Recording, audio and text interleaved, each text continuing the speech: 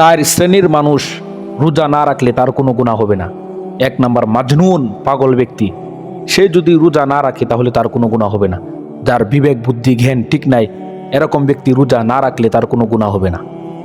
2, শিশু বাচ্চা যদি রোজা না রাখে তাহলে তার কোনো গুনাহ হবে না। তবে যে শিশুর বয়স 6 থেকে 7 বছর, সে যদি রোজা রাখতে চায় তাহলে সে রাখুক, কারণ তাকে উৎসাহ দেওয়া।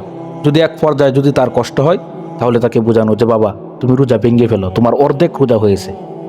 4 নাম্বার পবিত্র কোরআন আল্লাহ পাক রব্বুল আলামিন বলেন, ফামাং শাহিদা মিনকুমুশ শাহরা ফালিয়াসুম ওয়ামান কানা মারিদান আও আলা সাফারিন ফাইদ্দাতুম মিন আইয়ামিন উখর। অসুস্থ ব্যক্তি, মুসাফির ব্যক্তি, যদি কারো অসুস্থ বেশি হয় তাহলে সে রোজা রাখবে না। রোজা না রাখলে তার কোনো গুনাহ হবে না, কিন্তু পরবর্তীতে সে এই রোজাটা তার রাখতে হবে।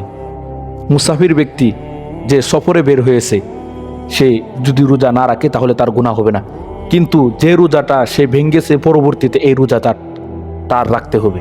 এই 4 শ্রেণীর মানুষ রোজা না রাখলে তার কোনো গুনাহ হবে না, কিন্তু 2 শ্রেণীর মানুষ পরবর্তীতে তার এই রোজাটা কাজা করতে হবে। আল্লাহ পাক রব্বুল আলামিন সবাইকে বোঝার তৌফিক দান করেন।